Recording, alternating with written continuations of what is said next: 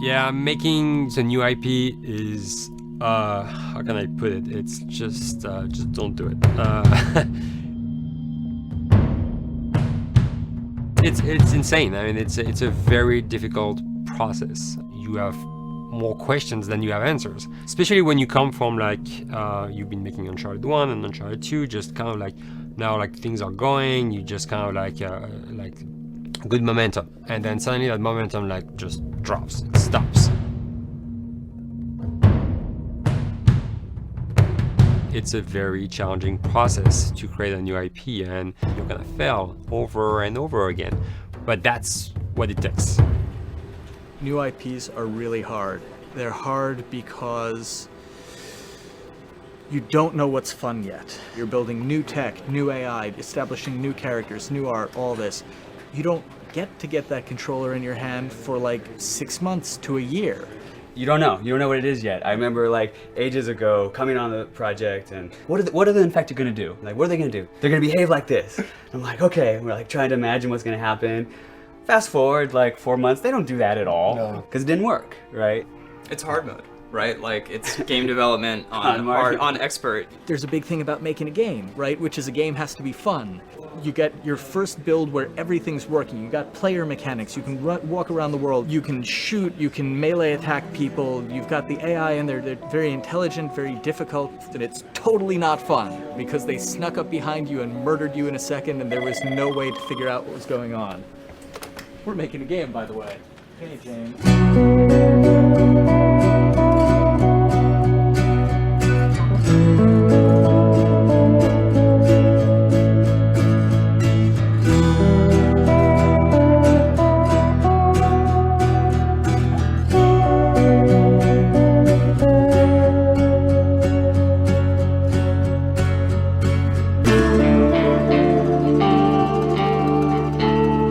The company has grown quite a bit since I started. I think I was the 12th employee or something back when we got started, but we've tried to stay true to those smaller studio roots. I've been here for 16 years. There's just no reason to leave. I just like the environment here. It's very non-corporate. I think the way we work on Naughty Dog is kind of special because we don't really like hierarchy or bureaucracy, and no one is really just a manager here. Naughty Dog has a very flat structure. We pretty much all report to the co-presidents and the game directors. I always tell people when we hire them, just like, my job is going to be able to trust you, and that's what I want. I want just to give you something and you go with it, and I know it's gonna get done. We believe in iteration, we believe in collaboration, and we believe in the people making the game working directly with each other. When we have designers and artists, animators all mixed up, anybody that's working on the same tasks, the same characters, the same areas, put them next to each other so they can communicate a lot better. We don't have a lot of meetings because if you need something to get done, you just walk over and you talk, and then you go back to your desk and you finish it up.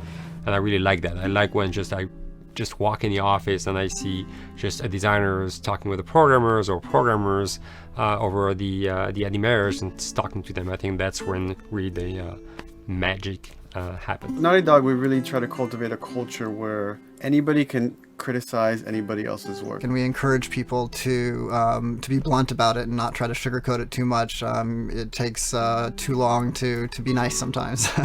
It's not personal. It's based on more like how can we make a better game. We want everybody to have a voice. We want to cut out all the bullshit if we can, making sure that people are making decisions not based on ego, but what is going to benefit the game. When you see that people trust your opinion and that they value it, it's such a great feeling. You really feel like you're working as a team on a collaborative effort. We want to sort of remember where we came from and why we were successful then and try to continue that success now. We make games.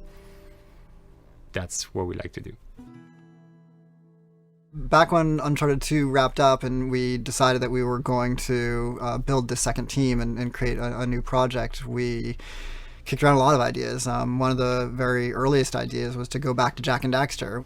It's really near and dear to us. We really love those characters in that universe, and we think that there are some interesting stories still to be told there. We started to realize that it was not going to do justice to the franchise that the fans had fallen in love with. It would be shifting it so far in a new direction that we felt that effort would be more justified in developing a new IP. Neil and Bruce came to Christoph and I and said they wanted to do a post-apocalyptic game. I think the core essence of what they wanted to do, though, was to try to tell a story about two people and how their relationship evolved over the course of the entire game. That potential, oh wow, there is something very special about that game. This is going to be polished. Like, you're not sure if it's gonna work or not, and you have doubts. And like, should we be doing a game like that? Should we be doing a first-person shooter? Whatever. Like, you ask yourselves all those questions. And the creative director and the game director are the core of the team that have to really see eye to eye. That's why you have that balance between like Bruce and Neil's gonna try to push the just the story and the characters, and Bruce is going to try to push that with just the gameplay as well. And so it's kind of like those guys are just trying always to find the right balance between the two. It's a very delicate process. We feel that the interactive medium has an untapped potential to touch the feelings of the player. You have that connectivity, the fact that I'm actually in the world and participating in what's happening on the screen in front of me gives us some sort of advantage to make you feel connected with what's actually happening. At Naughty Dog, that's what we're trying to do, is pair story and gameplay together. If we can make you feel like you're actually with these characters on that journey, and you're invested in those stories and those characters, then you're feeling, in theory, the same thing that they're feeling. As the story evolved and took different shapes and different forms, the thing that was always there was Joel and Ellie. And because of that, everything kind of grew out of that relationship.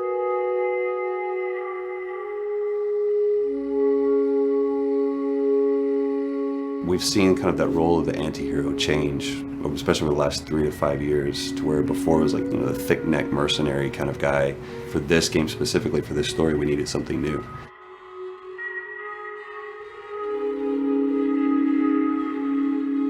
The reason we didn't want to make Ellie Joel's daughter from the get-go is because it wouldn't have anywhere to go. Of course, at that point, he'd be willing to do anything for his daughter, because that is what a dad would do for his daughter. If they didn't even know each other at the beginning of the story, then we start from scratch. It's almost like the player has the same relationship to Ellie as Joel does.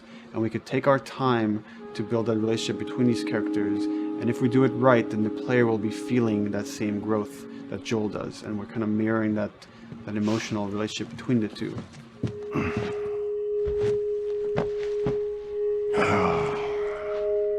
What are you doing? Killing time. Well, what am I supposed to do? I am sure you will figure that out.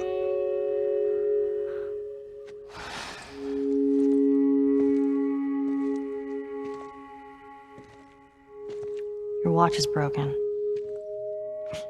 It's exciting that Neil wrote something like this, where he's like, I don't want to make the stereotypical characters. I want to make real people in this crazy situation and these forced to make decisions that are really tough. Like, what would we be like in those situations?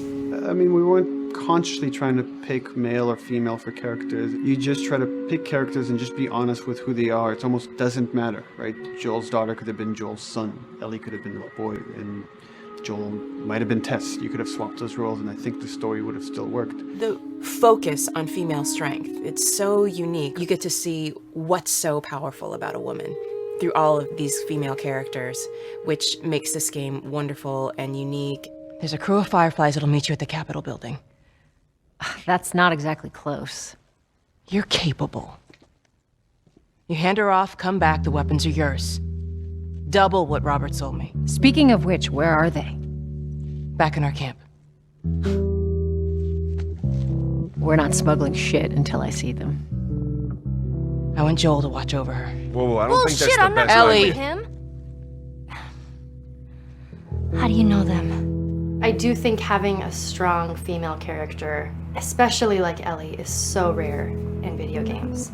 And as a gamer, and more specifically a female gamer, it's frustrating to me because I'll see sort of the stereotypical female character where she's amazingly beautiful and huge boobs, and she's there to be either the love interest or just because they're like, well, we need to throw a chick in here. We've seen the strong woman or we've seen the weak woman. We haven't necessarily seen the empowered woman from this kind of standpoint. And there's that beautiful scene where Joel finds her inside the house and she's reading through this girl's journal going, is this really what they used to worry about? What shirt do I wear and what boy am I gonna go out with? You know, and to be met with those first world problems that we deal with every day and go, how trivial is all of this? I think it's gonna resonate a lot, not just with, you know, a female audience, but with a male audience as well. The thing that was intriguing to me after the fact is knowing that we're kind of creating a female action hero in a way, and this is her origin story with Ellie. To sort of be such a strong female character that is completely normal looking, regular t-shirt and jeans, and she's 14 and she is still a total badass, is really exciting to be a part of that.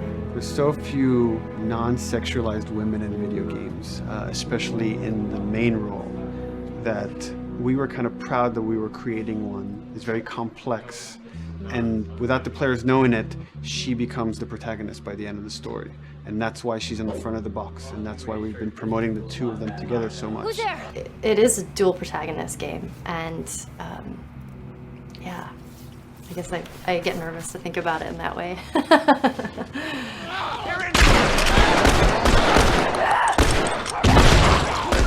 We couldn't talk about it. In fact, in interviews we've been lying about, saying you never play as Ellie because it was so important for that to be a surprise. Sorry, journalists. Here we go.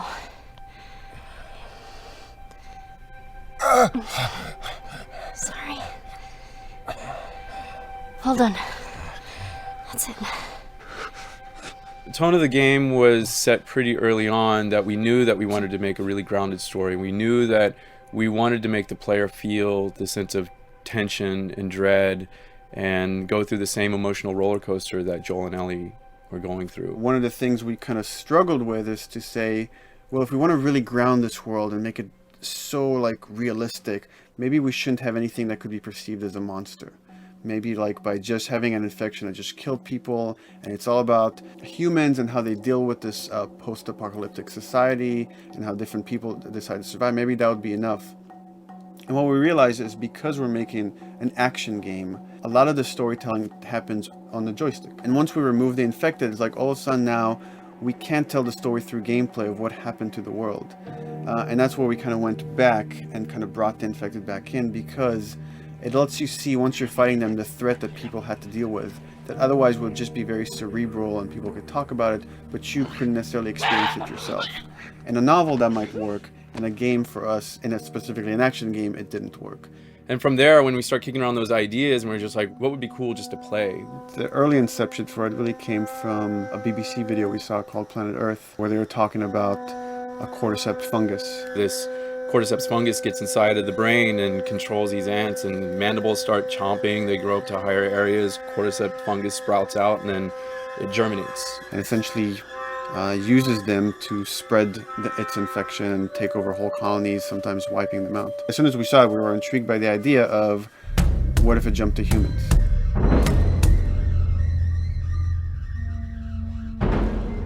So what would happen? How would people react? What would happen to society?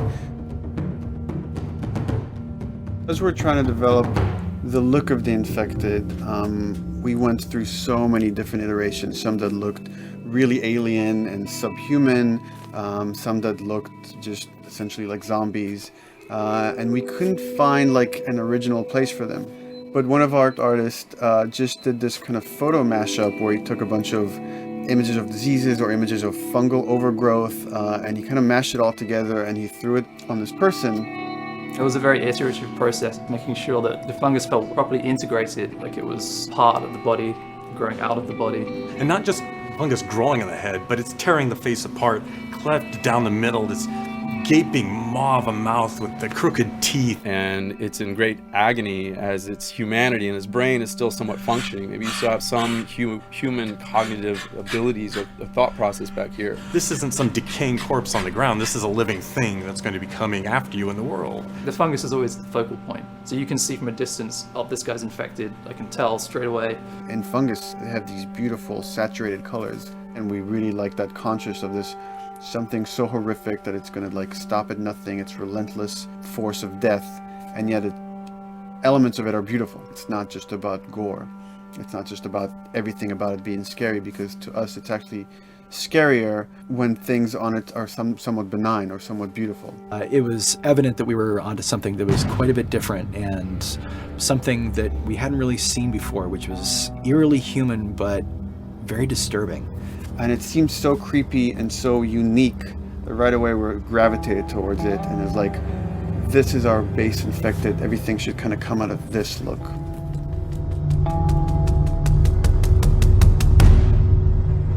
So once we had this idea of the face-splitting kind of look that eventually became what we called the clicker stage. We went to great lengths to create a full biological cycle for these things. So in the early stages, you don't actually see too many signs of the fungus surfacing out of the skin. It's kind of underneath it, like people have lumps starting to show. The eyes will be kind of cloudy or lopsided because the fungus kind of originates inside the head. That moves into the next phase, which is the clicking phase. And if they mess with the eyes, we end up saying, well, how do they get around? Oh, echolocation. And they use a form of echolocation to track down their enemies. Just like bats, or even some blind people can see by making a clicking sound, a sound that on its own wouldn't be very scary. And then to associate it with something that people in this world are very fearful of, so that as you're exploring an environment, all of a sudden you hear this click, and you're seeing everybody just get frightened, just everybody duck, everybody hushes. Great.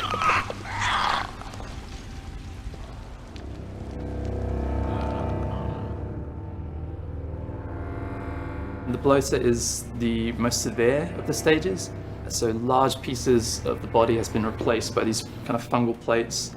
The fungus completely takes over the body and blooms. They're kind of covered in things that have been growing on them. Things like moss and like little life on life kind of.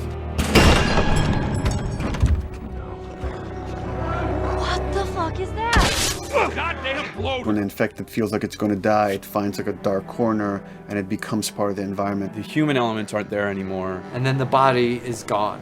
They lay down and sprout and then spew spores. And if people can breathe those spores, they become infected as well. It all had to kind of make sense of how each stage flowed from one to the other. And that's hopefully how we've created a world that you can kind of look through it and understand the science behind it and say, I could buy this, I could get into this.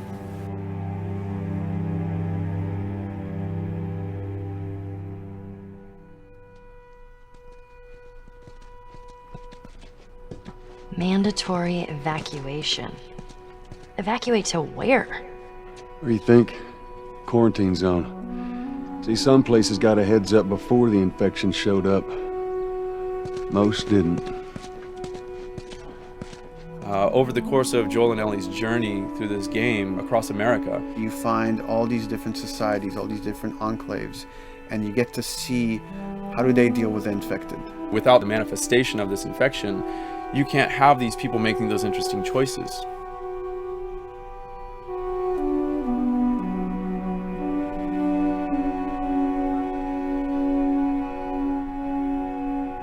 The world we decided was actually its own character, really grounded with a lot of texture. What happens, after 20 years of the fall of man, when no one's taking care of anything?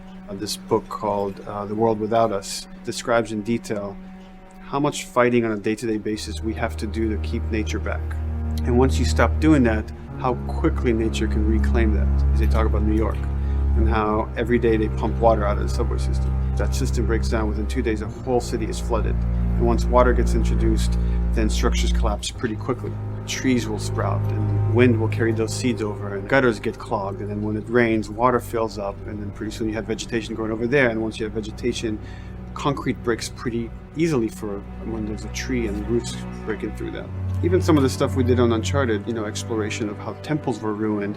What if you took those ideas and put them in Pittsburgh or Boston? And obviously right when that happened, you can imagine that being pretty terrible to look at. But you think about 20 years later, and with rainwater filling up those sinkholes and then those becoming like little marshes with lily pads in them. We had this wonderful piece of concept art we developed really early on, and there are all of these wild animals that have escaped from a zoo and over the past 20 years have bred, and now they have herds roaming these cities. And that's something that tells you that life goes on and this world is worth saving.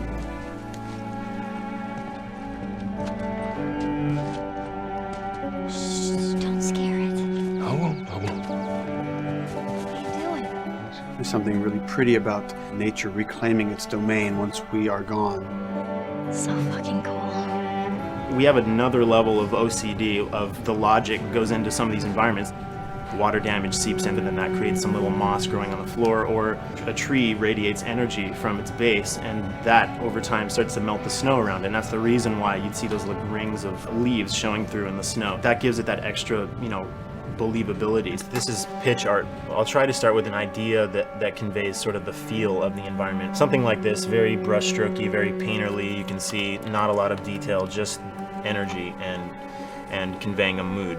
This is sort of just a conversation starter, and then this would be more of an actual space. So you start talking about, is this too tight of a space right here? Would the player even fit through there? Do we even want to include water? Those are conversations you start having a little bit later. And then it usually needs several more passes back and forth in order to be tightened up to be the experience that you would see in the final product. So, dude, I was actually trying to figure out right here, there should probably be some dead foliage. It might be cool to see some of the dead stuff around the edges of the green, or like even spilling out into the street. Maybe what we do is, in some of these areas, we use it as like a transition from the actual concrete to the side of the building, so like they're almost sitting on top of a bed of dead foliage, like that really rich kind of like orangey brown color. Sienna or something would be nice. Something real cheddary. That's how you know you're done. The end product often ends up being stronger because that bouncing back off somebody else gives you a result that maybe you wouldn't have even thought of in the first place. All right, here's the bridge. That's our way out of here. As far as concept art goes, definitely the ultimate goal is just helping everybody as much as possible. Me and the background artist will work together. I'll often just go to them because they've got like a really, really good like visual imagination. At some point, you came in almost like flat on. So that's kind of good because the bus station is right in your peripheral view, and you're probably going to enter the bus station. You're probably not going to get lost. But it doesn't at all utilize this cool architecture here, like the bus station sign. Like that's a really distinctive silhouette, and it's a really interesting sort of architectural detail. So we changed the entrance. Look at that. Another city, another abandoned quarantine zone. I think it's a better composition anyway. It's not so like symmetrical. And I think that was done so that this sign read better. If you didn't see the word bus on it, you might not know it's a bus station. So I think that helps. Everything we're doing in the environments is relating back to what you should be feeling in the story or what's happening to these characters. So is that everything you hoped for? Jury's still out. But man, can't deny that view. Come on, this way. When we first came up with Ellie and Joel, we had this idea in our heads of who they would be, but we didn't necessarily know the voice. It took us a while to find our Joel, but for Ellie, I think Ashley was the second or third candidate to walk in, and right away we knew. Yeah, you know Why what? are you so scared all of a sudden? Because I'm a coward, okay? So just get your shit and let's get out of here. Damn it. I'm not like her, you know. What? You think I'm gonna end up like your daughter? The way she delivered the lines, the way she just embodied that character is like, that's Ellie, there's no question about it. And I saw the character artwork and I related to her a lot. I mean, she's kind of a tomboy and she's kind of tough, and I mean, obviously I'm not 14, and I think that's the main difference between the two of us. I read the scenes and I was like, I need to play this part. You want to be my hero? Forget the whole bit about saving my life. Buy me a stack of these bad boys instead. Where'd you get that? Back at Bill's. I mean, all this stuff was just lying around. And then once we had her, we said, okay, we're going to do another round. And we're going to have Ashley this time in the casting sessions. The chemistry of these two characters was imperative to get right. Troy was a really interesting casting for Joel because when you see Troy, he doesn't look like Joel at all. You know, he's so handsome and he had like, you know, the frosty hair and totally looked like Final Fantasy. And so I'm like, yeah, I don't know. He's like this tall, pretty. It didn't seem right. I walked into the room fully aware that I was the youngest person that they were seeing for this role. There was a line that was in the audition side that says that Joel has few moral lines left to cross. And so that became the anchor point to the character. But then as soon as he spoke and he had the grit in his voice, warm, yet kind of dangerous. And his movement is just like you bought into it. Why are you so scared all of a sudden? Because I'm a big coward, okay? Now pack up your shit and let's go. God damn it. I'm not her, you know. What? You think I'm gonna end up like your daughter? Lily, you are treading on some very thin ice right now. It was Ellie and Joel. after he read, it was just like that was it. I've done some video games in the past, but to be handed the mantle of a franchise like this was a pretty big honor. Is she alive? She's alive. She's David's newest pet. Ah! Where?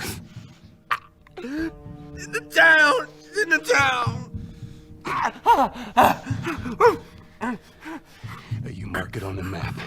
And it better be the same exact spot your buddy points to. Neil pulled me aside one day, and he said, I have some ideas. And as you're well aware, Neil is a little twisted. He came up with this character, and, you know, I just jumped at it. It was such a departure from everything I've done here for Naughty Dog, to say the least. Name's David. This here's my friend James. We're from a larger group. Women, children. They're all very, very hungry. To be able to put on a voice that, you know, hopefully a lot of people won't know, won't notice that it's even me. Because we didn't want him to be Drake. Drake eating people, that's a whole nother game. How did you put it?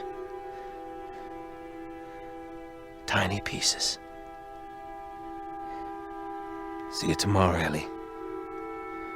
You know, certain voices that I can do wouldn't fit the David's artwork, but he showed me the art, and I said maybe it's something like this, where everything's, you know, it's very quiet.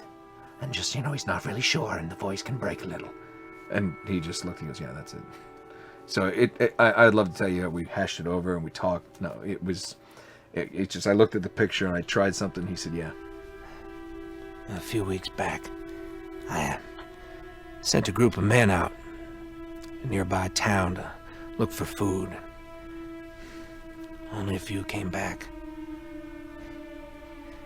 And turns out that the others had been slaughtered by a crazy man. And get this, he was with a little girl. You see, everything happens for a reason. Claire. Ashley, she brought humor to it. She just has some really great comedic timing. The way she reacts to the things around the world with a little bit of sarcasm, that teen kind of like trying to get a rise out of you. Now watch your step as you're going out, because it's going to be a little... It just brought a certain levity to the story that the story needed. You didn't even realize it needed it until she started doing some of that stuff. Oh, I'm sure your friend will be missing this tonight. Mm-hmm. It's light on the reading, but it's got some interesting photos. Now, Ellie, that ain't for kids. Whoa! How the hell would he even walk around with that thing? Get rid of that. Hold your horses. I want to see what all the fuss is about. Oh, why are these all stuck together? I'm just fucking with you. Bye-bye, dude. Throughout the course of shooting over these past couple of years, Ellie and I have kind of morphed into each other, which I know sounds so cheesy. Neil always asks, he's like, well, what would you do in this situation? I think the most important thing that Ashley brought is a sense of capability to Ellie's character that wasn't there in the beginning. The very first thing we shot involved her being pulled out of a car and attacked, and Joel is supposed to go save her. It was written that Ellie sort of was just kind of watching on the side, just waiting till he was done, and I was a little frustrated because I was like, well, if this were real life, I would do something. We did a couple takes, and at some point she walked up to me and she said, I feel like I'd hit him. So we added in a part, like, you know, right there off the bat, she's not just this damsel in distress. Right there, she wanted to fight back from her very first day of shooting. We didn't have it right initially. She needs to be more capable than initially we thought she would be, and actually that made us go back and rethink combat and rethink a lot of the areas in the game, and now she was going to take a much more active part.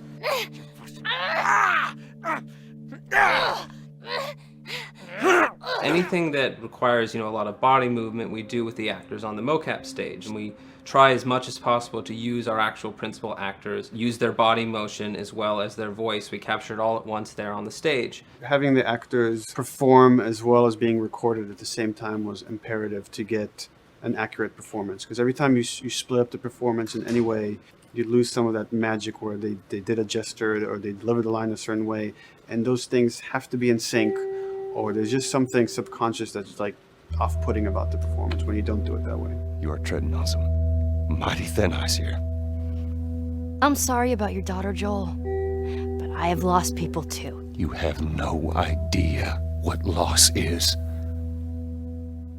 Everyone I have cared for has either died or left me. Everyone fucking except for you.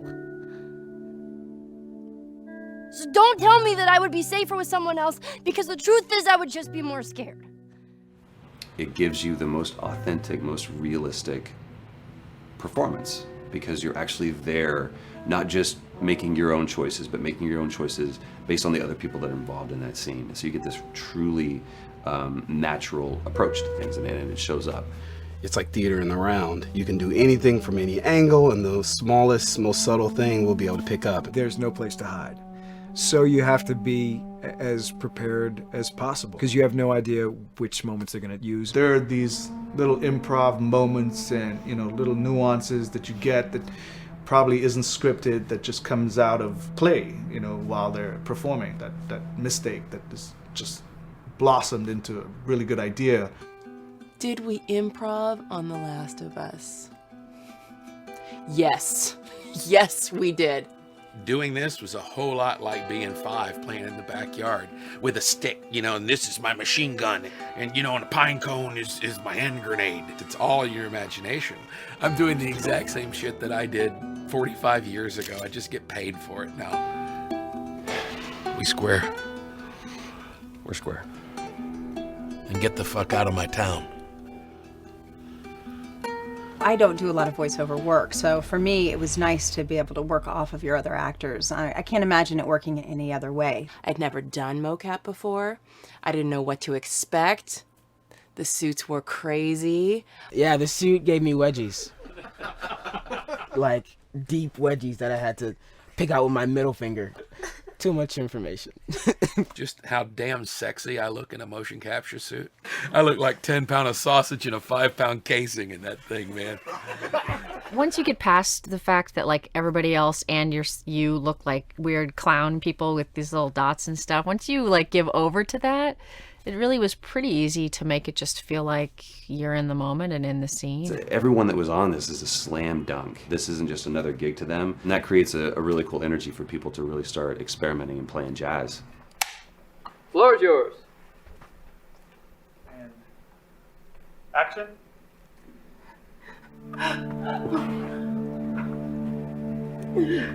Fuck off! Hey! Oh, let her go!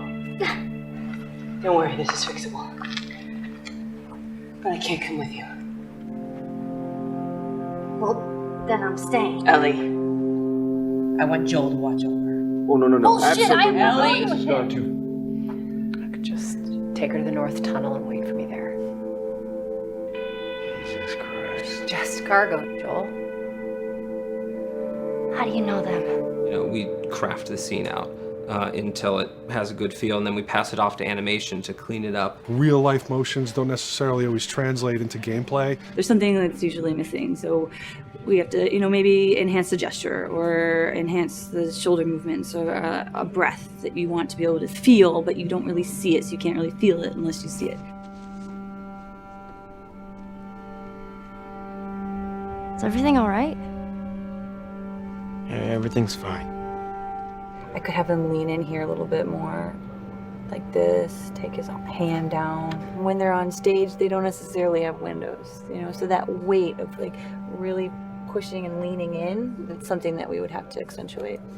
Give him a little bit more weight on that turn, or put his head down a little bit more. There's a lot of dialogue that gets said between the two characters. We have to bring that alive through animation, and we have what we're using as gestures.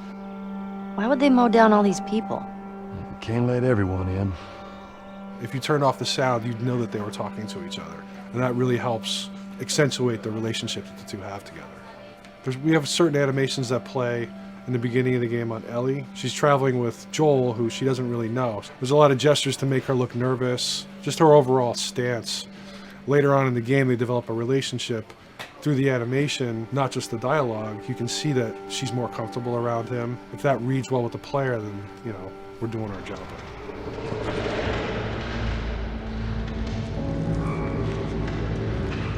We want her to look scared when she gets a gun. We want her to look scared of the gun.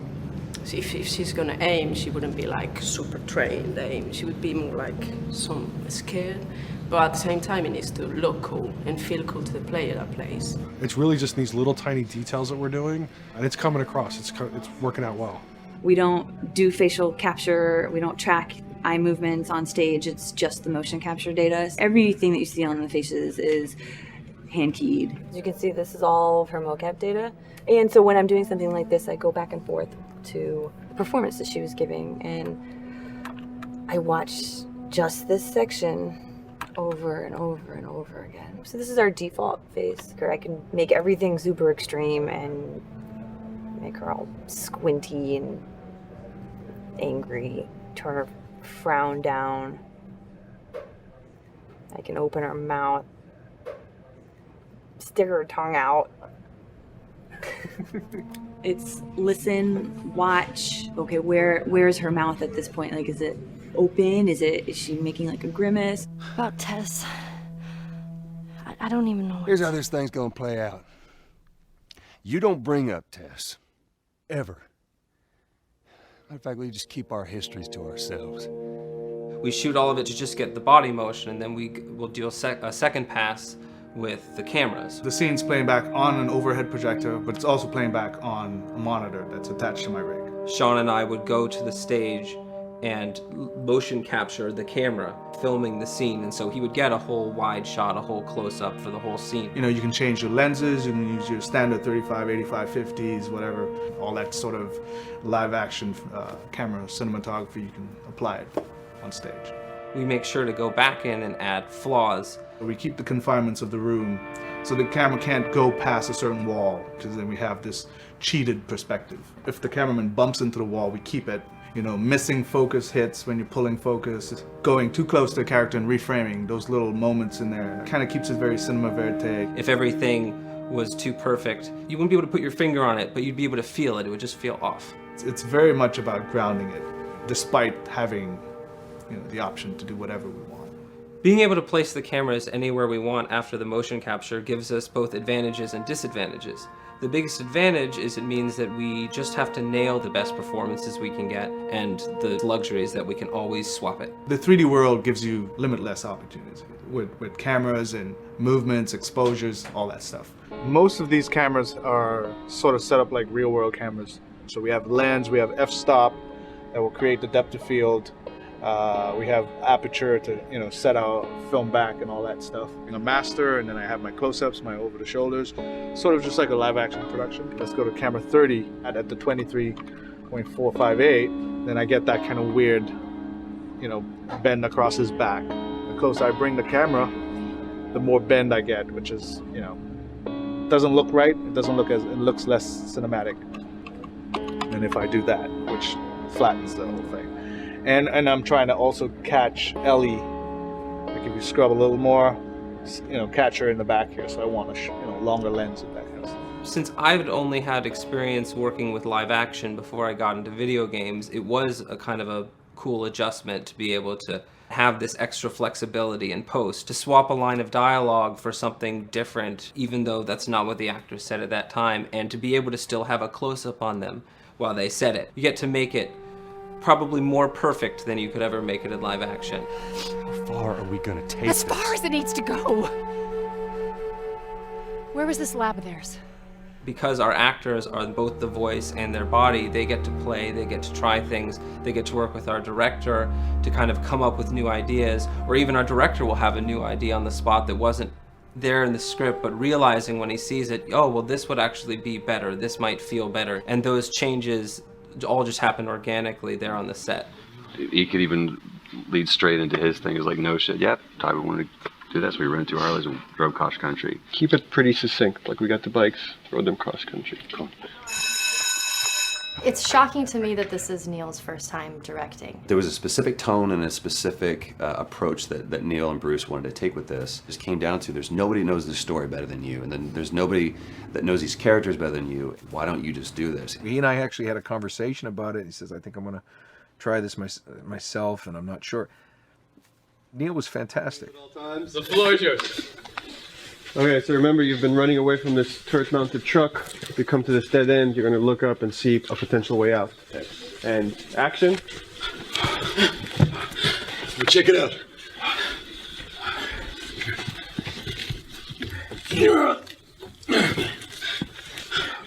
I mean, his writing is honest, and it's dangerous, and it's natural. And I love his economy of words. He doesn't hit everything on the nose, so it leaves it open for you to interpret and bring some nuances and things like that. The entire process is collaborative, but really it's led by Neil's willingness to change and flow and decide something doesn't work, fix it right there in the moment.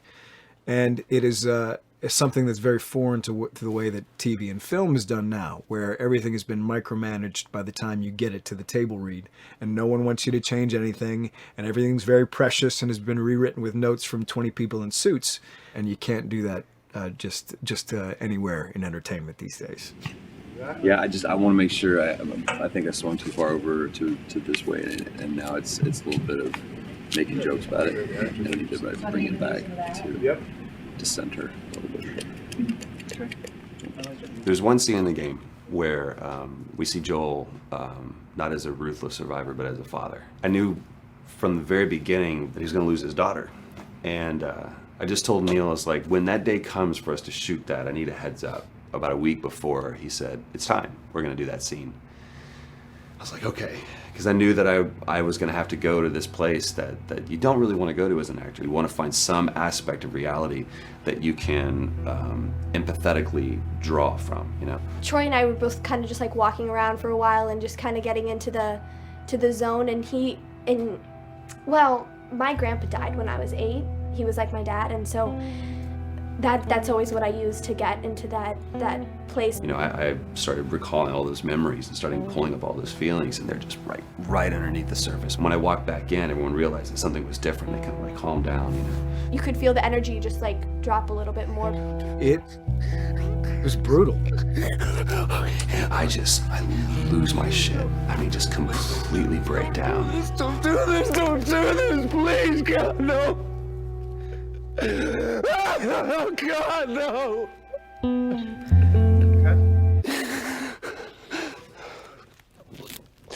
The soundstage was deathly still. It was the first take, and I felt really good about it. And it's like Neil said, "Okay, let's do it again." And so you do it again, and automatically you feel like you're manufacturing because you're trying to go back to that place, and you're in that actor nightmare of trying to get back to that reality. And we go through it again in 5th and 6th and 7th take, and I'm just exhausted. I'm crying between takes, and I'm looking at Neil going, this is really, really hard. And finally, after like the 8th or 9th take, he said, all right, I think we got it. I was like, oh, thank God. And I went outside, and I was just jacked up for the rest of the day. Just a wreck emotionally. But we got it. Then 2 weeks later, he calls me. And And he says, so we need to reshoot a scene. I'm like, cool, what scene are we doing? And he just looks at me. I said, dude, don't do this to me. And you can either at that moment throw your hands up in the air and say, fuck this, and walk away. Or you can say, okay, this is an opportunity to get it more right. I'm like, okay, all right. If you don't think you got it, I'm going to show you that you got it. We've got it in the can. And so we go through it again, and it just feels fake, feels artificial. And Neil goes, go through it again. We start doing it again. And I'm getting madder and madder with each take. And finally, about the fourth take, Neil comes over to me, and I love him so much. He goes, so I'm picking up on some resistance. I was like, you're damn right you're picking up on some resistance. We've got this in the can already, and we're just wasting our time, and we're wasting all this effort and energy. And then he started talking me through the scene. And he was like, what I need you to do is I need you to just strip yourself of all these ideas, and I need you to hit this beat, and this beat, and this beat, and this beat, which just makes it sound so mechanical, and it's such an emotional scene. So we start going through it, and literally I am mindlessly doing these things at this point. Okay? I know it hurts, baby. I know. So I'm gonna lift you up. I'm gonna lift you up. I'm gonna get you over here. Come on, baby. Come on, work with me, please. God, baby. Sarah. Sarah! Don't do this to me, baby. Don't do this to me, baby. Come on. Come. And he stops, he goes, now we got it. And I realized that the reason why I wanted that first take to work was because I wanted everyone to look at me and go, wow, what an actor. And that's not what the scene needed. Those moments where you just have to sort of calm your ego down and just go back and do your work. That scene actually works, not because of me, but in spite of me. And that really is the marker and definition of working with a truly good director. There are many like it, but this one is yours. Why don't you have a seat?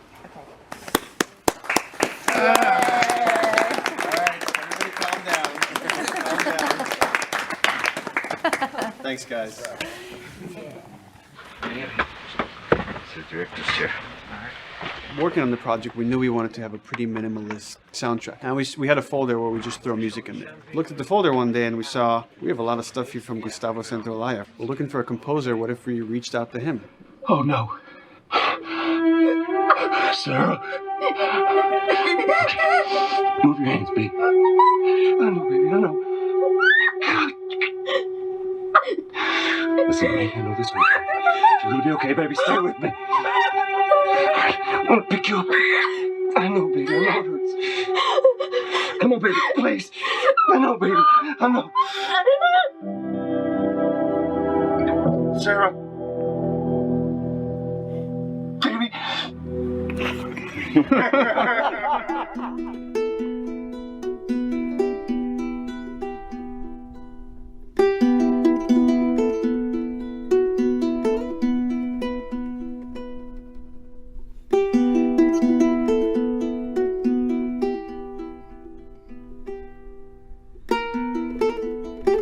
My life has been and still is kind of like a road movie. I grew up in Argentina. I came to the United States in 1978 because we had a horrible political situation in Argentina. We had a military dictatorship where 30,000 people disappeared at the hands of the government and many other more were tortured, and I was blacklisted. It was just impossible for me to keep on living there. I've been in jailed many times since I was probably 15 years old just because I had long hair and I play an electric guitar. So I had to embark on this trip.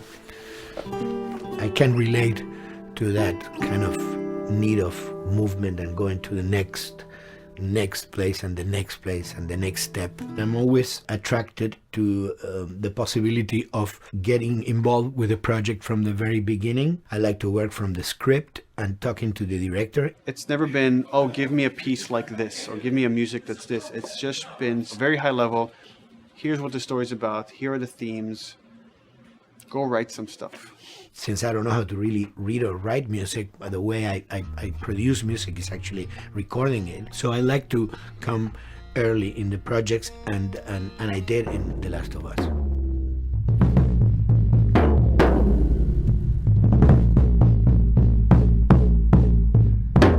one thing that was fantastic from the very, very beginning was the freedom I had to try and to do whatever I felt could work, you know?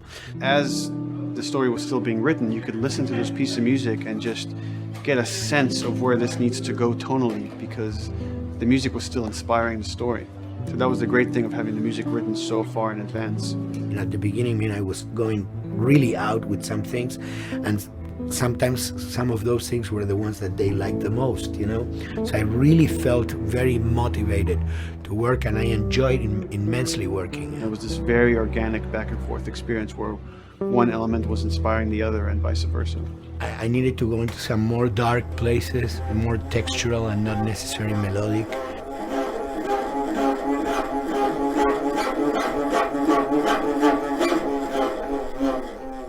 I'm always trying to sort of push myself into playing instruments that I don't know how to play. There's an element of danger and innocence. Lennon once said, you know, give me a tuba and I will be able to do I'm an artist. I should be able to do something. I like to put myself in that situation.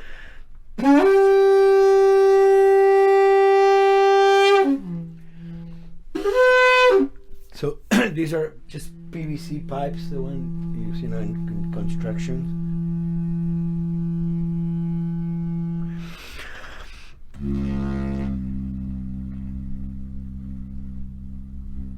Or instruments that I know, kind of twist them. From the concept of the prepared piano, you know, I mean, I've worked with prepared guitar to stick things into the guitar and things like that. And also in The Last of Us in particular, I work with a detuned guitar. So I really tune the guitar extremely low. And the result is, you know, strings that are very loose and will produce not only sound, but produce noise. Because I believe, you know, every environment has its own sound. We have in our, you know, small studio, we have actually the possibility to record almost anywhere, including the bathroom, and we have done some fabulous recording, especially in the kitchen. When you score to picture, which is something that I don't do, then you know what you're going to expect.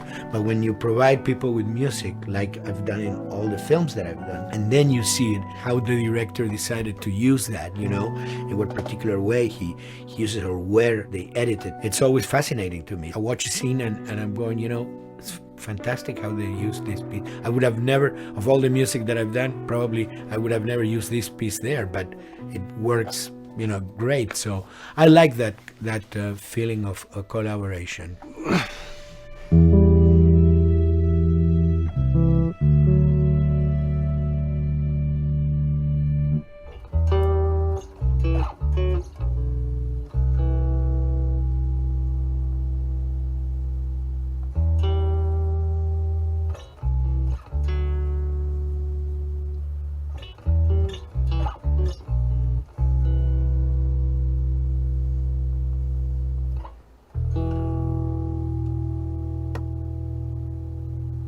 I think, you know, the guys also that work in programming and adapting that music to the game, they should share a lot of the credit for the end result. In the beginning, there was silence. Yes. Then they hired sound designers. Then they regretted that decision.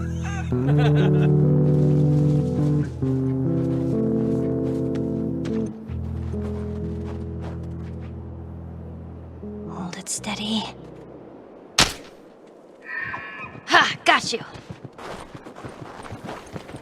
In a much quieter environment like that, we really had to fill out the soundscape with much more natural sounds, much more detailed, delicate sounds. The tension comes from the lack of sound, in a way. Your brain is thrown off because where I expect to hear buses and crowds, all of a sudden I hear wind and leaves rustling. Again, it's creepy and beautiful at the same time because it's almost like I'm going on a hike, but I'm in a downtown area.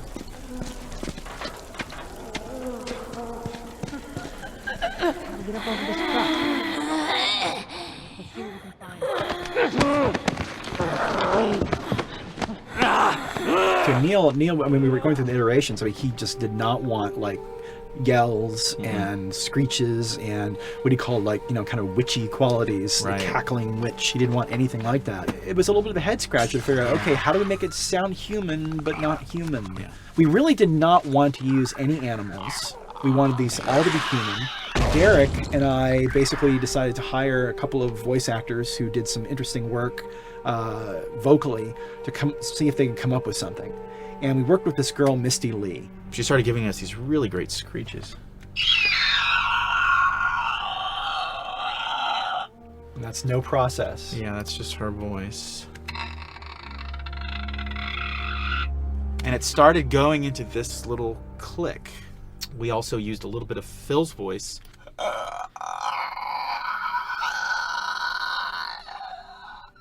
We'd combine that also with an occasional Derek. That's just me, moving my tongue. And what that kind of did was it sort of grounded it all, like maybe in the mouth area, the wetness, all that kind of stuff. And it adds a nice texture, actually. This is a composite of all the bits I just told you about.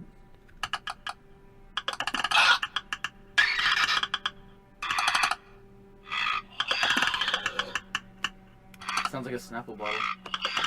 Oh, the lid? Like the lid, yeah. That's a good idea.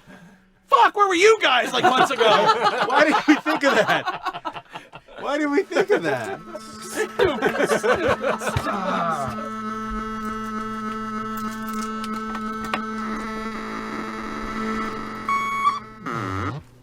Viewers at home, you're probably wondering what this is. Let me tell you. About 10 years ago, I saw this Synthi A suitcase synth. I wanted to get one. This finally arrived in January, just in time to start using. I thought, well, what can I do with this?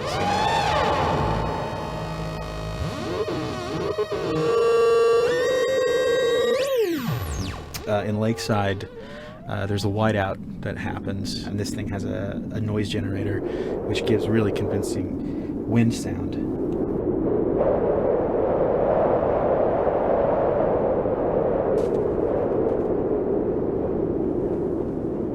The military still has technology. There's sirens and alarms, so I wanted to try some new concepts.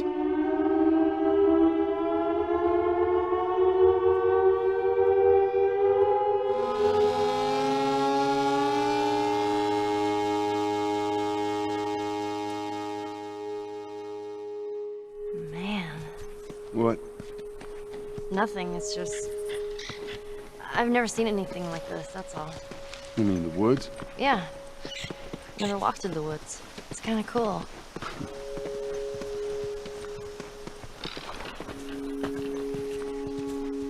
We consciously take in consideration lighting in the beginning. Most of the game, we don't really have any real man-made light sources, so everything is naturally lit. In the past, we could use a lot of artificial light, but in a world that has no electricity. We have to hide most of the time, and that requires getting very close to certain assets.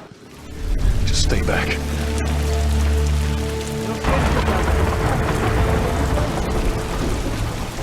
Otherwise, get it. Detail's expensive, and if you build up too much of it, you end up running into technical problems, right? Your engine slows down. When the frame rate goes down, everyone can bring up the profiling tools and see which parts of the frame actually cause the drop of the frame rate. This is the profiling tool. These are all the SPUs. Here's the GPU, and then here's the PPU. You can see here's the main process and here's all the sub-processes, and you can see, tells you how many milliseconds and cycles it's taking. The programmers are whiz at modifying this stuff and realizing, oh my god, why is this thing so big? We're taking 10 milliseconds on this thing. And then that's when they come over and find somebody and hit them over the head with a club and be like, why are you doing this? I love, we put the 30 frames per second goal because that's what we shoot for. Someone nicely put the 60 frames per second goal. It's like, yeah, we're not going to hit that. Lighters usually can come up with different lighting setup that still looks great, but is less costly in terms of performance. Did you talk to the character artist about her hand? So her face is getting a lot of spec, but then her arm is just like bone dry. You think something we can tweak in shader? We'll have to send back to character team Michael to take a look. I can play with the lights and see if that's creates more like spec. I've never ever focused so much on lighting and how much sensitivity there is to that here. One of the first lighting scenarios I had to do was like 7 a.m. like overcast. And I'd like wake up early and like take photos with my phone. What color are the shadows, what color is the light? It is a master's course unto itself of how to deal with ambient lighting because I've never had to use it so much. Man, this is kind of sad. What is? All this music that's just sitting here. No one's around to listen to it. I don't know, it doesn't seem right. All the characters cast soft shadows onto the environment. Even when there is no direct sunlight or no direct light sources, we still have nice fuzzy shadows. When you're walking down the hallway and you see your soft shadow goes along with you projecting on the wall on the environment, that make everything look real.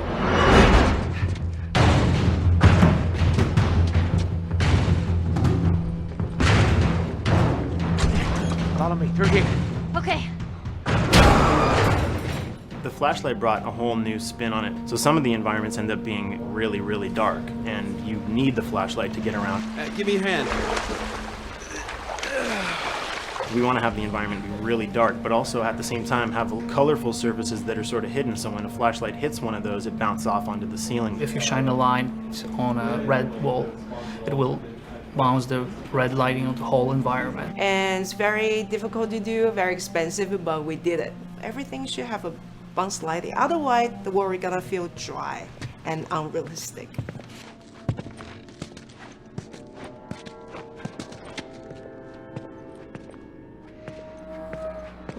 I guess this is where the assholes sleep. I mean, slept. This engine is really driven in a way towards a very high level of cinematic control over each frame. And hopefully, if we achieve our goal, you'll see it is beautiful. There are these truly beautiful moments amid all this chaos and destruction. Yeah, once we're done with this whole thing, I'm gonna teach you how to play guitar. What do you say, huh? Ellie, come on.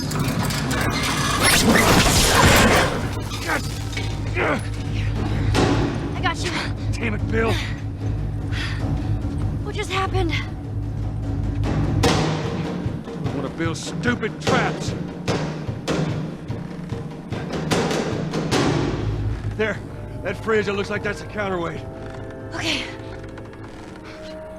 The story really dictates sort of the arc of the overall pacing. Storytelling would always want to be subtle. They would always want to keep the world grounded in reality. But gameplay has requirements where the player needs to see this thing. The player needs to immediately know that the enemy is attacking, that this room is dangerous, that this room is a puzzle that you have to solve. What are the things that we can do on the joystick to make you feel the same way that these characters are going to feel when we get to this next pinch point in the story? There's a turn in a scene that we need these characters to take, and we need you to feel it or understand that, and that means you have to play it.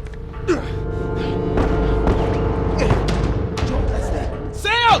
Oh, thank God. Keep running. Doorway, over there. Run!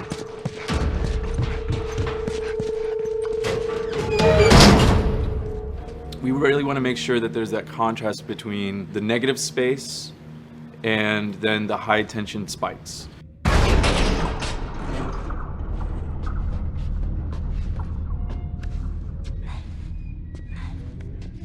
A lot of times we won't play music, or we'll play very minimal music just to let you know kind of the state, whether you're still in stealth or combat has broken out. Hearing someone's footsteps or hearing a person breathing on the other side of the door has so much tension to it.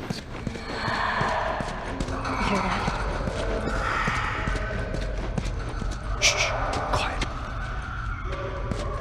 You feel the tension of the world, make you question whether you want to engage with these guys or kind of try to stealth around them. That's another reason why we don't have traditional cover in the game. You smoothly move around everything, contextualizing with the environment, but you're never locked down. We want the player to, with that crafting system, with the scavenging system, with all of the abilities available to them, to constantly be moving around and changing as the moment arises. Gameplay is all about, I have a limited set of tools, and how am I going to use those tools and those limitations to overcome this obstacle in front of me.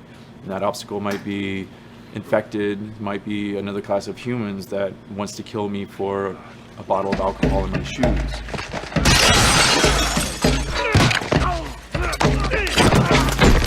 It was important for us that we don't underplay the violence because then the threat doesn't seem as real.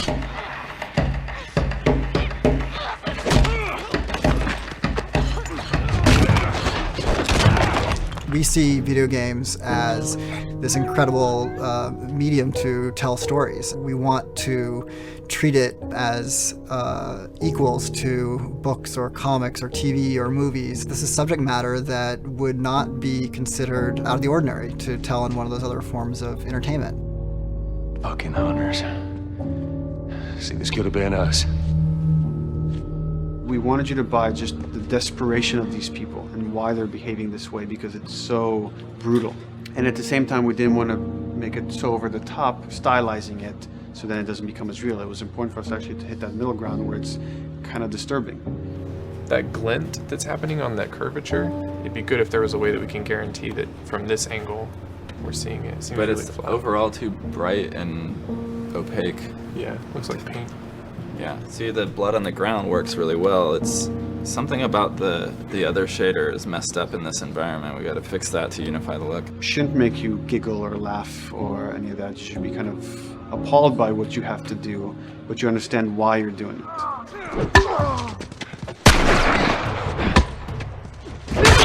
You want to feel each hit. You want to feel each concussive strike.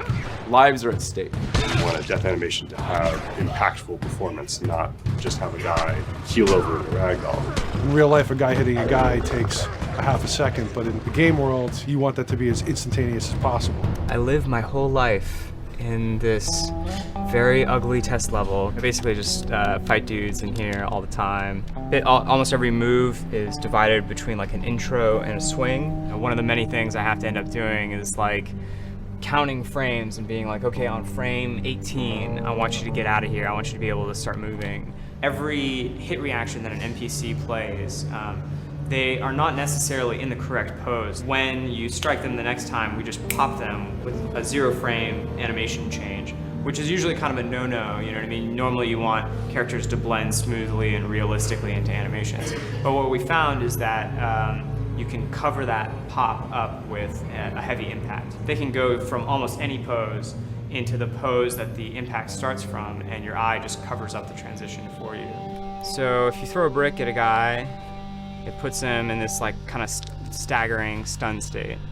And that changes the moves that you do when you come up and punch him. So now I'm gonna come up and punch him, and now when you're punching him, because you've hit him down, you get this like auto aim moment where you get like a free headshot. I try to make it so that, you know, if you kind of know what you're doing, that you can set yourself up for 1 + 2 = 3.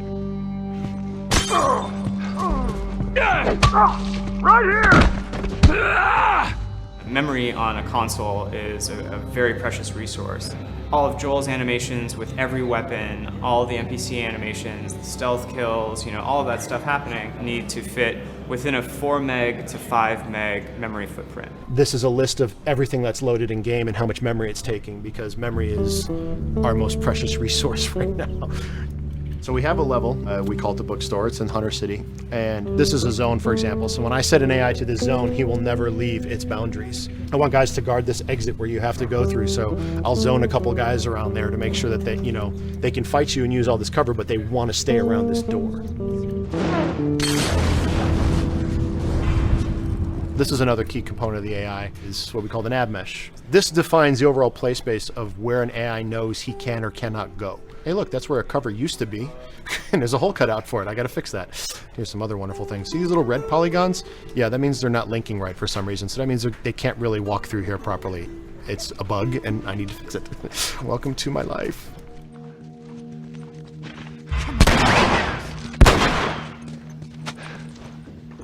Hey!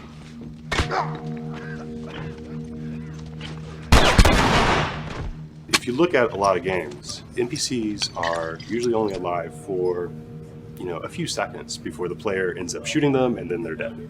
We want our guys to be much more dangerous and much more threatening, which means they have to be alive for longer. They need to exist in the world for longer, which means you as the player can witness them acting out their behaviors for longer.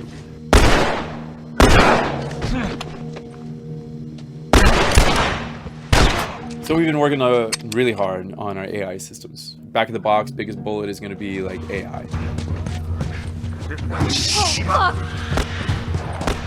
So we tried a number of different prototypes with the buddies, including having Ellie be super independent of you. She would try to flank the enemies, get behind them, or get between you and them. And a lot of times those decisions should surprise you, just like a real person, a real character would surprise you. And we discovered after many different prototypes, the best thing for her to do generally is to stay very near you.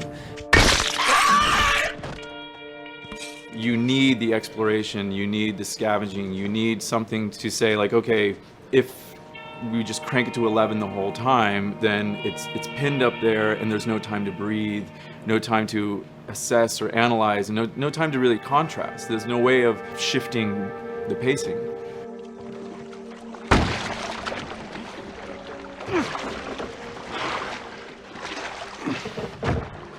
Puzzles are really weird, especially like Naughty Dog puzzles. I think they're very simple and satisfying.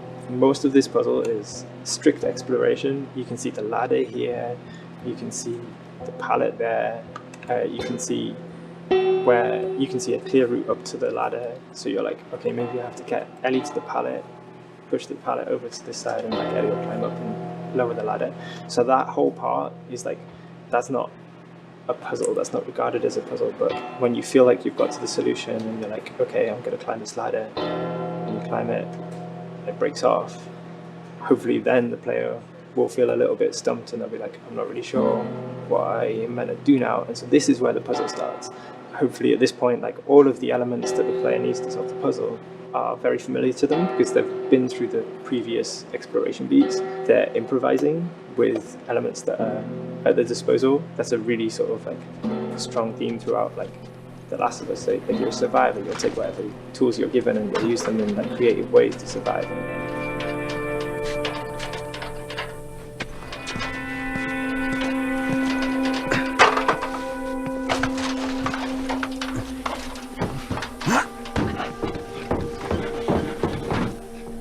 We set out to create something kind of new to Naughty Dog, this crafting system. Our lead designer, Jacob Minkoff, he got this book of like the survivalist handbook and homemade munitions and all sorts of funny stuff. Just start reading about, okay, if I was just wandering around in a collapsed society, this world, what stuff that seems like I could find? Alcohol and sugar, you know, if you want to make a smoke bomb. It's difficult to balance the right amount of resources against what you think the player's going to need and making sure that the player feels like they're getting just enough to survive, but not too much that they feel like they're a powerhouse.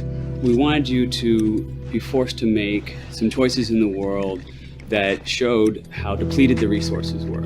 So if there's a particular point in the story where the characters are having a particularly difficult time surviving, then we want you as the player to be finding fewer items, farther apart, harder to survive. We will item starve you at the same time that those characters are feeling starved and worn out. Then you expose something to them. Oh, here's a cache, and if I can just get into that cache. Oh, look, there's a wealth of things in here. God, I was so worried. My health was low. If I had run into a combat, because it's always that thing in your head, it's that Hitchcockian thing about the danger that you see is less meaningful than the danger that's in your head.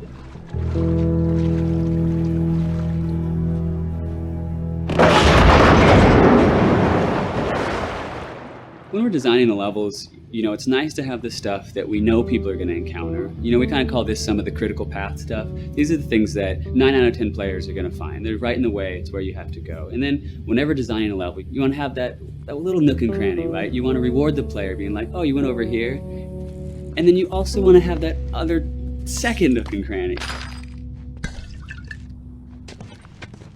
The player is supposed to go place a ladder here and climb up through the rest of the hotel. But what they can also do is shimmy across this area, and I place a really cool like upgrade kind of off the beaten path to reward players for exploring. So if they come all the way over here, they're gonna get this really cool training manual. It's a funny little bit of trivia. The HUD system, not the menus, not like when you hit start and stuff, but the actual HUD system where you see the reticles and stuff, was literally created for an E3 demo early in Uncharted 1, and that's been our HUD system, the foundation of our HUD system for the last 4 games. First time in Naughty Dog's history, we hired Alex. She's awesome, and she's got a really good understanding of UI and how it applies to games. The thing that I hate about any game's UI is when it pulls you out of the game for too long, no one wants to spend time in menus. Nobody loves UI, if we're being honest. Weapon slotting has probably gone through more iterations than any other system. The stuff that we finally ended up implementing, you press select, you get into this menu, then you D-pad left and right through the slots, and then D-pad up and down will change the weapon, and then just, you don't have to press X or anything, you just select out of it. When you're still, like Joel is here, that's fine, but then as soon as you get into an actual situation, so I'm gonna go over here and cause some trouble. Okay, so here they come, oh god. All right, so now I'm out of ammo. Now I need to like get back in that menu. I have to like run away from them, get into the menu, get out of it. And it ends up feeling like super clunky. Like again, okay, I'm out of ammo again. Get out of here. I need to take out one of my other long guns. And now Bill's in trouble. Bill's in trouble over here. And I've got to like I'm in a menu now and it's like, oh shit, whoever designed this UI is so bad. Like, what were they thinking? Bill's gonna die. In theory, it worked, but then in practice, it felt a little clunky. We wanted it to be the absolute minimum amount of button presses. You don't say to yourself, oh, I'm never going to be able to do this in time, so I'm just going to give up. I'll die, I'll restart, let me try again. You want to always make the player feel that there is a way to survive. They can just do this fast enough. And like what's gonna go in now, if you just left, right D-pad through this stuff, you swap out your guns, like between long gun and short gun. If you're now on this gun and you were to hold X to pick your gun. So it all happens within the same system that you're using to slot the weapons. The first iteration that I did on that was awful. It just took way too long to get in. It was just a mess. QA was so upset at me like all the time. I'm sure they hate me now because of that system.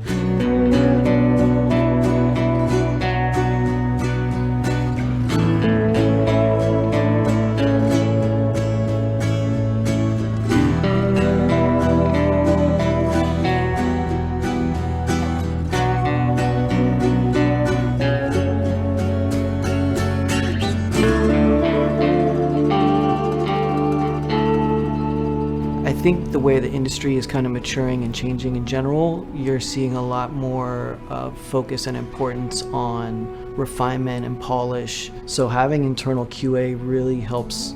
The industry is kind of changing from QA being this like tighten up the graphics on level 3 bro kind of vibe to like really being a more technical, mental investigative job. On the publisher side, it's more reactive towards the code being delivered in a stable, controlled environment. Whereas on the developer side, especially at Naughty Dog, we are going beneath the art and the design. We're given enough weight where we can go up to somebody and be like, look, you have to fix this. Why? Come over, I'll show you. That kind of feedback, I would love to be able to say like, that was us, but it gets so diffused throughout the iteration process that you're just kind of like adding your I guess like genes into the gene pool and then just seeing what happens, you know what I mean?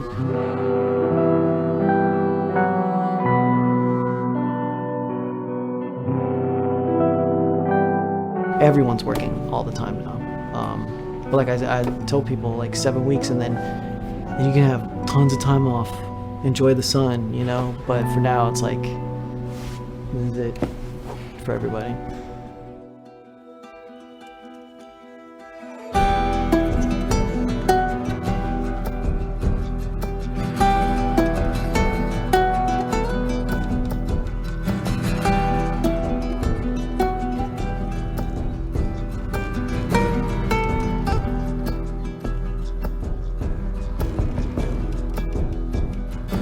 Crunching is part of making games.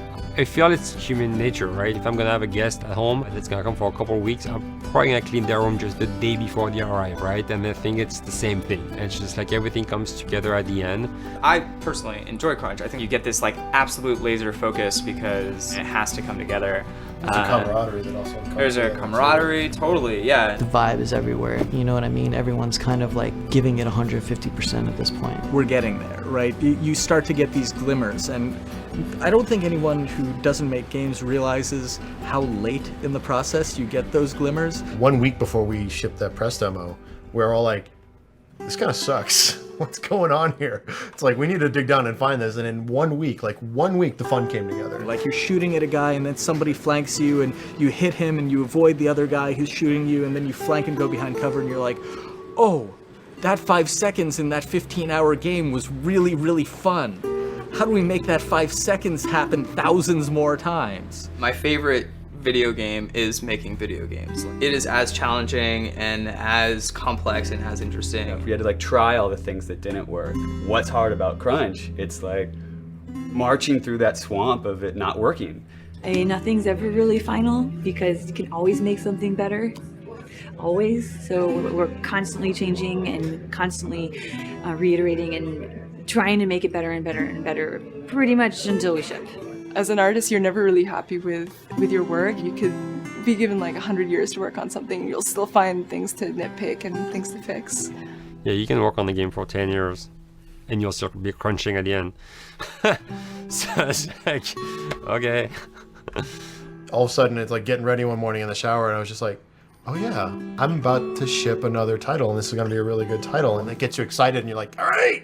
Do I think the game's gonna be good? Yeah, it's gonna be awesome. I think it was good a little while ago, and now we're gonna make it Extra kind good. of amazing. Yeah. What it will take to get there in these next 5 weeks is gonna be a lot. I'm excited. I have faith.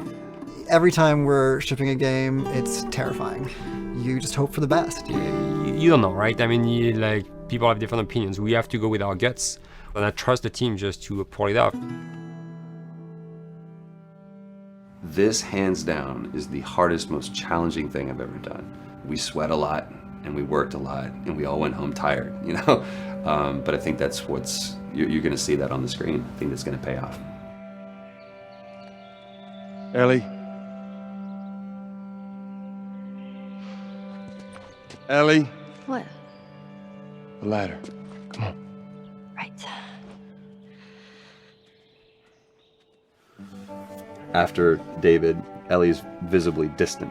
You could have done a cutscene to show, hey, you're being very distant, and she's not responding, but to also do that in gameplay to where it's something that you've done just countless times throughout the game with, you know, let me boost you up here, get the ladder, bring it down so we can do this systemic thing, and the character responds with that, and you have to actually go over to her and go, hey, come on, the ladder, we've done this, let's do this. It's a subtle choice. Like Bruce and I talked in the beginning, is like we have these mechanics, how can we exploit them in a narrative sense? And that's one of those opportunities. I just think it's incredible that happens in game. It's not a cinematic, you know. It's something that adds weight to that controller when they're playing. Wow, so good! Let's go eat. Let's go eat.